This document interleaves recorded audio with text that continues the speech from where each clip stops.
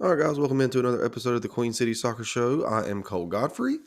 Today's episode, we are going to have Jason Ashcraft from Cincy Soccer Talk on to preview the FC Cincinnati Charlotte FC match this Saturday at 7:30 at the Bank of America Stadium. I want to go ahead and be upfront about this, guys. I apologize for why this interview ends. I was actually at the fire department when we recorded this interview. He does get to finish his final thought on his prediction, but it did end kind of abruptly. So apologize for that up front, but it is a wonderful interview. Go follow Jason on Twitter. He does a great job of covering FC Cincinnati. He is at Jace of Base 513 on Twitter, and you can follow Cincy Soccer Talk just on Twitter at Cincy Soccer Talk, and they do a good job of covering them. We've had Brian Weigel on previously last year to preview FC Cincinnati matches, and again, they do a great job over there, so be sure to go give them a follow. And yeah, thanks for tuning in. This will be a solo episode or solo interview with just me and Jason. No level up Luke as he was preoccupied, but we are thrilled again to have Jason on. If you don't mind, follow us on Twitter at QCS Pod, Instagram at QCS Pod _, and our YouTube channel at QCS Pod. Without further ado, let's go ahead and hop into the interview with Jason. Let's get it.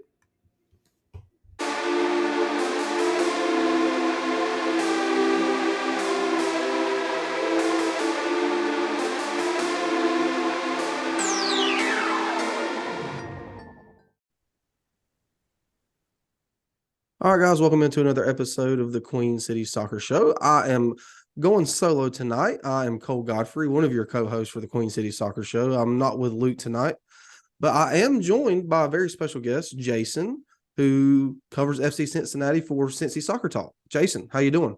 I'm doing great, Cole. Thanks for having me on. Yeah, absolutely. Obviously we got I don't know what this match will be called, the Queen City Showdown, the rights to the Queen City or whatever. But yeah, we'll just jump right into it. FC Cincinnati sitting at the top of the Eastern Conference with 11 points. They have not lost a game this season, or other than Champions Cup. We don't have to jump into that if you don't want to. With Brandon Vasquez making his return up there and all that good stuff. Yeah. But yeah, man, how you doing? How's FC Cincinnati looking so far for you, and what can we expect when y'all come into town this Saturday? You know, I coming into the season, I think we had some pretty high hopes. And so far, so good. I know a lot of folks were like, we're coming into the season saying like the Supporter Shield's not that important, been there, done that. But now that we're 6 games into the season, and undefeated, it's now we're kind of looking like one of those teams that really could compete for the Supporter Shield, and it's good to see. There's a few things that need to be ironed out, but so far from what we've seen of this team, they're able to win on the road, which is incredibly hard to do in MLS, and we finally got the monkey off our back at home this weekend. So yeah, everything's going great so far. Yeah, and obviously Charlotte FC. I don't know how much you watched of the Columbus Charlotte match this past weekend. Charlotte FC is coming off of a 2-0 win themselves against Columbus Crew, the reigning MLS Cup holders, and it was a wild and wacky game from start to finish. Did you get a chance to watch any of it? I think you all were on the same time as our match, so I Yeah. did watch some of the highlights, and I know being here in Ohio and just having a lot of mutuals on social media, I know there were a lot of Columbus fans that felt hard done by. But anytime we can see the Crew falter, we're always pretty happy. Yeah, and what's interesting about it is I've actually seen some takes on Twitter from some Columbus fans rooting for you guys this week, just simply because of the Charlotte. So the Charlotte FC faithful they're not really willing to hear it from the Columbus fans. Charlotte had 27 fouls called against them. They had a goal themselves that was called off for a foul that was not a foul. So that the referee was horrible, but for both teams, it was a both team type of thing. And Derek Jones getting sent off for Columbus, and which was a harsh red. I do agree with. But yeah, so both teams coming off FC Cincinnati coming off of a 1-0 win against NYCFC, where Lucho Acosta gets another goal. That's 2-2 for him. Mhm. And he's heating up, which is for Charlotte FC supporters is not a good thing. And yeah, so what if you had to choose a player other than Lucho? We all know who Lucho is and what he brings to the table. If you had to, kind of give us someone who we need to be on the lookout for Charlotte FC, who would that be? I would say you all were probably familiar with Alvaro Barreal last year, our really good left wing back, and he left and went on to a team in Brazil. His replacement is Luca Oriano. He's a young man out of Argentina as well, and this kid he's a baller. We have this saying here in Cincinnati, styling on him when somebody does a cool move or something like that. This kid is really good on the ball. He dropped an absolute dime to Aaron Bupenza that Bupenza should have finished for a goal. He's got a great head on him, and like I said, very skilled.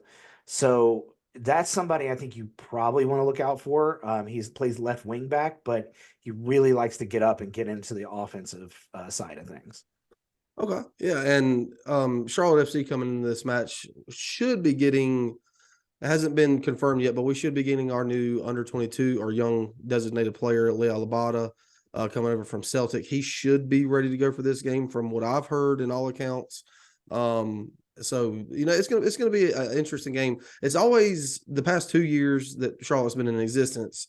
When Cincinnati comes down to Charlotte, it's been very tight affairs. Yeah. And so I personally see the same thing happening. Charlotte is unbeaten in their last 11 at the Bank of America Stadium. Their XGA or goals expected against them is second in the league. They're only giving up 4 goals this season. The back line looks much better than it did last season. Obviously, with Lucho Acosta, you're going to have to be you're going to have to play very sound defensively, and yeah. So if you had to look at something that Charlotte could attack, something that where Cincinnati is a little bit vulnerable, what would you Mhm. say that is? Well, I think NYCFC did a good job of this past weekend. And being that this game is at Charlotte and it's on turf, I would not be surprised if Miles Robinson does not start for us.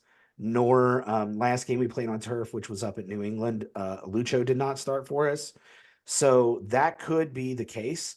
But NYCFC did a really good job of pressing. And when FC Cincinnati wants to play out of the back, as much as I love our goalkeeper, Roman Salentano, his distribution's not that good.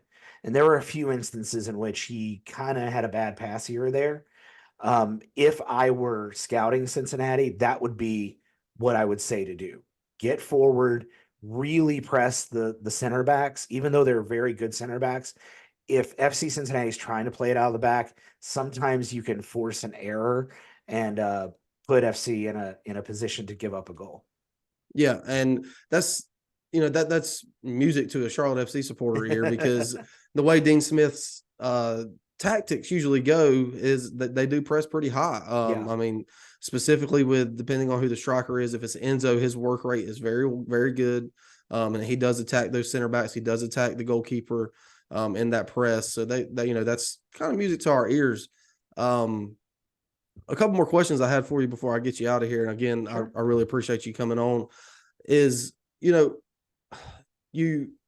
you win the supporter shield last year. Mhm. You're in the CONCACAF Champions Cup this year, and you unfortunately do get knocked out by Monterrey, and now you can just solely focus on MLS and solely Mhm. focus on trying to win the cup as you mentioned earlier. What what is it going to take for Cincinnati this season that didn't happen last season for them to actually win the whole thing? Oh man. With any sport, a lot of it is being lucky and a lot of it is staying healthy. Yeah. And unfortunately, in the playoffs last year, we had Matt Miazga just do something dumb and get himself suspended for the last 2 games of the playoffs. And a lot of the guys on the team had been playing a lot of minutes, and I think fatigue and health was a factor. Yeah. This year, we, I think, are a much deeper club than we were last year. And I think that's going to be the key if we want to make any sort of run, be it in the League's Cup or in the playoffs. Fingers crossed, we're hosting some games in the playoffs.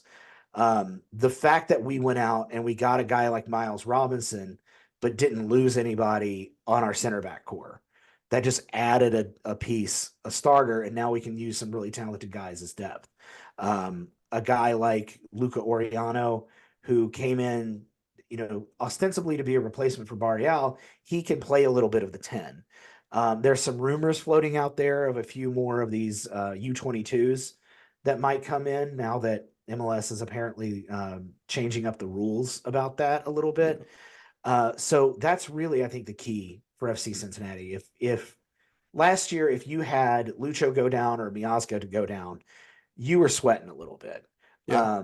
This year, yeah, you don't want Lucho to not play, but if you watch that game against New England, they were fine. It wasn't pretty, but it looked like they were content with a 0-0 draw.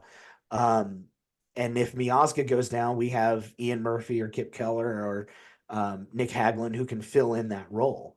And that's just something we didn't have last year.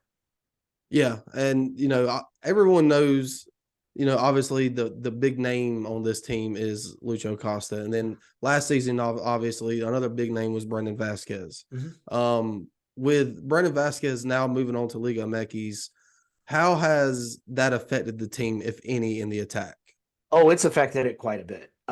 Vasquez, he only had 8 goals last year, which was down from his year before that, where I think he scored, I don't know, like in double digits.